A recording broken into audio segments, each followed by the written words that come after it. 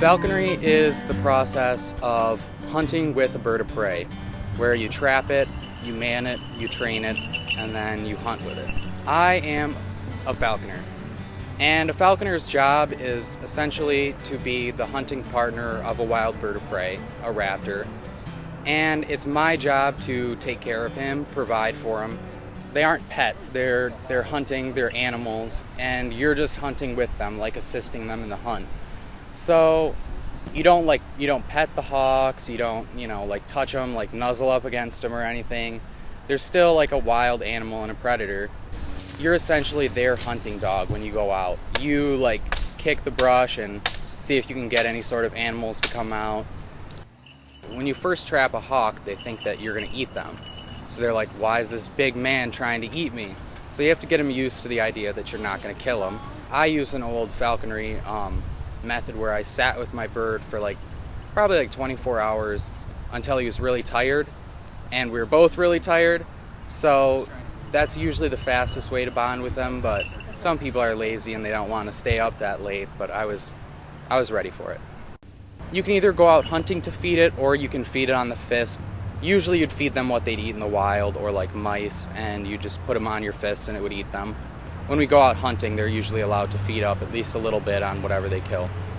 My hawk's name is Roland, and he's a passage male red-tailed hawk. He weighs in between 28 and 30 ounces, depending on the day and whether he's hunting or not.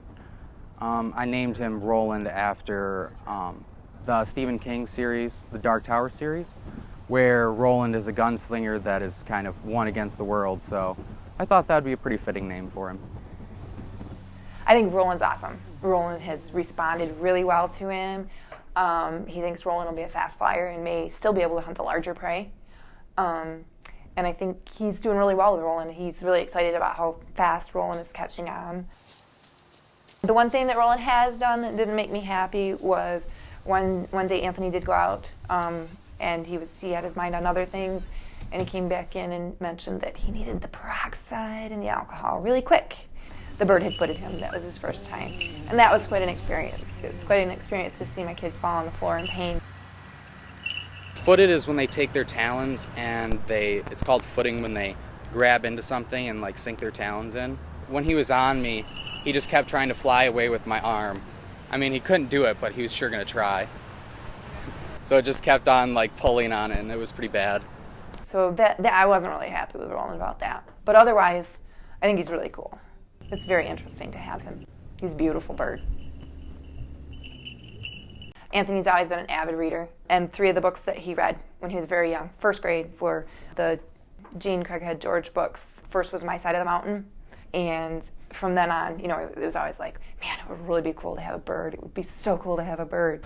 I've read quite a few old books, and that's mostly how I became interested in it, was medieval texts. I have this one book, I kind of call it a tome, my tome of knowledge. Even though it's, a couple hundred years old, it's still one of the best texts on falconry.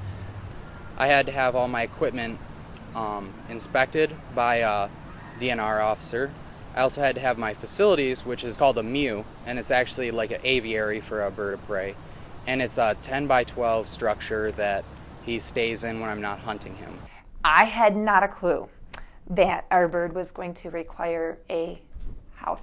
It has to be very precise as far as what you have, because the bird has to be safe in his part, and then the falconer himself has to have an area where he can prepare everything, get the food ready for the bird, have all the tools and stuff that he uses with the bird in his own little area. He sits out there throughout the night, and then in the morning I come and weigh him, and then depending on what we're doing during the day, I'll either take him out hunting or take him training, or just leave him if he's too fat. When they're at higher weights, they know that they don't need to fly because they have enough food. So when they're hungry, they're willing to do more things like hunt and fly to your fist. So when they're fat and happy, they just want to sit there and just be troublesome.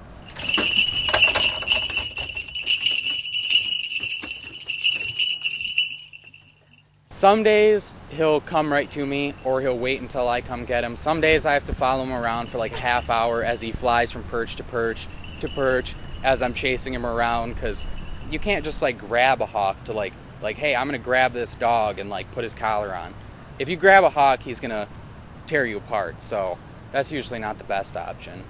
People that want to get into falconry, they kind of have to prove to everyone else that they're like worthy of it. There were a lot of struggles doing falconry for me.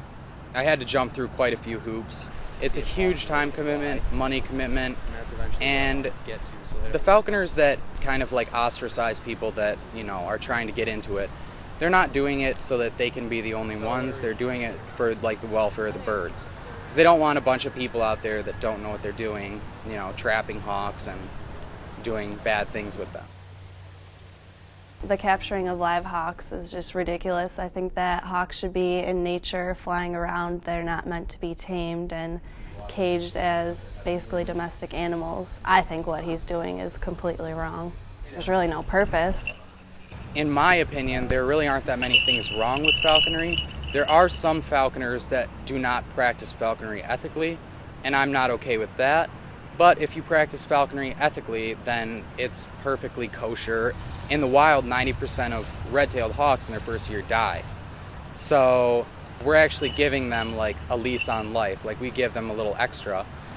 If you don't know, if you haven't studied, if you're not aware of what actually goes on, one could easily think that, oh, you're capturing something that's supposed to be wild.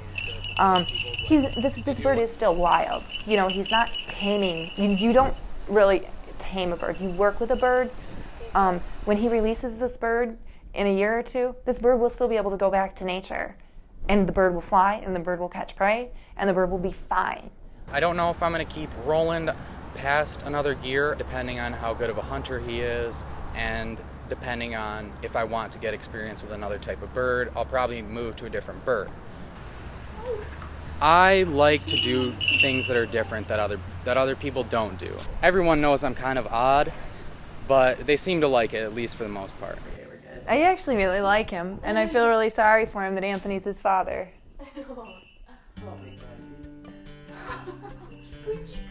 And there, now you should be filming that crap right there. Yeah.